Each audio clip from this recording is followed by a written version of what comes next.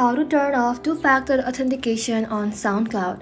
Hello everybody and welcome back to our channel. So let's get started without any further ado. So first of all, you need to understand that two-factor authentication can only be managed if you are using the paid version of SoundCloud. If you are on the free plan, the option won't appear in your settings. So if you have a paid version, you want to go ahead and open the SoundCloud application. Once you open the application, go ahead and log in to your SoundCloud account. Once logged in, you want to go ahead and tap on Library. Inside Library, you want to go ahead and simply tap on the settings like icon. And just like that, inside settings, you'll then be able to find privacy. This only appears for paid users, so go ahead and tap onto it and then tap on two-factor authentication.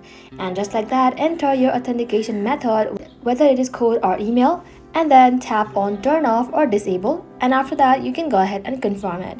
However, if you don't see the privacy option or 2FA option, it means that 2FA controls aren't available in the free version.